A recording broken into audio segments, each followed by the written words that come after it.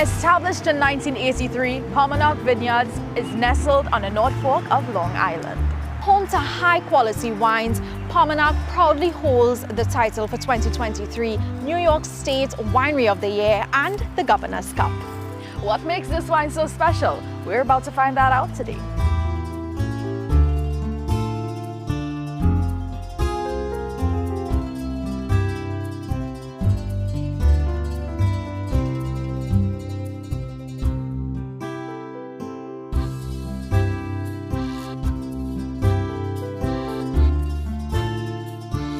So we always start our tour in the vineyard because we absolutely believe that the wine is made in the vineyard. What does that mean? That refers to the notion that you can't manufacture great wine, you have to grow it. And it's very similar to chefs when they're doing what they do, producing great meals. They have to start off with the highest quality, the freshest ingredients. And it's no different with fine wine. You have to start off with the healthiest, ripest grapes that you can get your hands on. And so we are what's known as an estate winery here at Paumanok Vineyards, which means we own and operate our own vineyards. We don't buy grapes from anywhere, we grow everything. And do you grow different types of grapes here? We do. So this is Sauvignon Blanc. We also grow Chenin Blanc and Riesling and Chardonnay. Those are some of the white varieties we grow. And we grow Merlot, Cabernet Sauvignon, Cabernet Franc, and Petit Verdot for the red varieties. Okay. Yeah. And so I'm seeing that you have the grapevines there. Yeah. How long do they actually stay alive? Because I know you all have seasons. Yeah.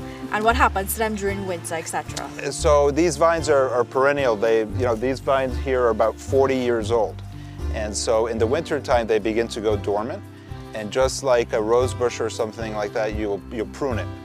So every year, and so today you're here just at the beginning of a new growing season. The buds are just beginning to open. So a couple months ago we were finishing the pruning work, and then we tie the vine to the wire. But they overwinter well. It can get quite cold here, but the vines survive no problem because they go into a dormant state. So we primarily harvest the white varieties in September, and the reds are primarily harvested in October. Okay. And so that's our main harvest period. And so we harvest a lot of what we do, we harvest by hand, but we also have a machine that can do some of the harvesting. And so we'll decide whether we use hand or machine picking depending on the circumstances like the weather and the wine style and things like that.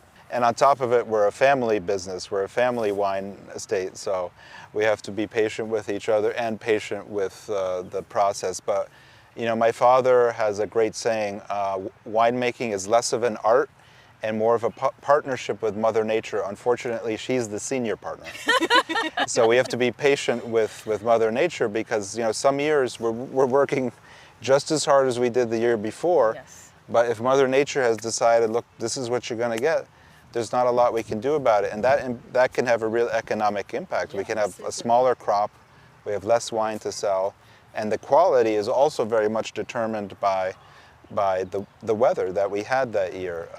You know, assuming that we're doing the work that we do the same every year, and that's what we do. So you have to put out the same amounts of work. Yeah. Not guaranteed. Not exactly. And if you talk to any farmer anywhere that grows anything, they're going to tell you more or less the same thing. Yeah, we work hard, but some years our yields go up, our yields go down.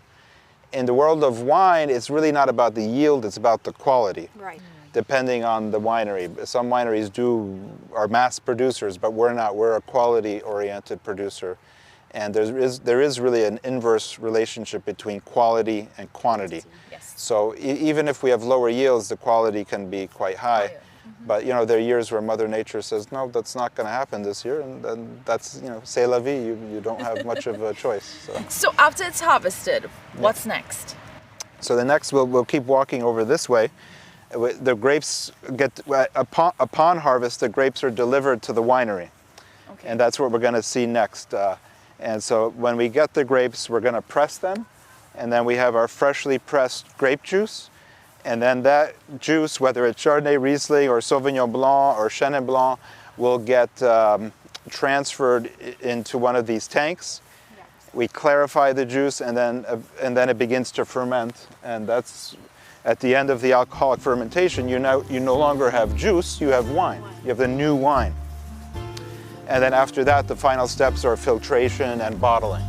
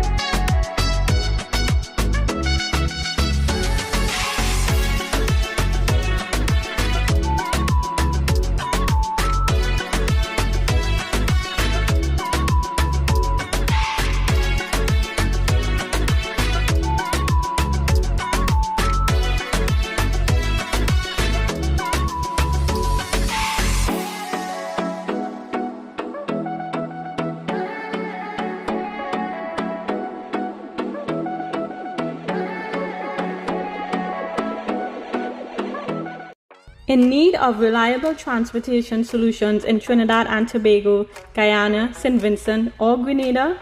Welcome to Kaluz Auto Rentals, your trusted partner for all your transportation requirements. Whether it's car rentals, chauffeur services, minibus coach charters, or upscale limousine rides, we offer a comprehensive range of options. Choose Kaluz Auto Rentals for a seamless, professional, and efficient journey every time. Kaluz Auto Rentals, your reliable travel partner.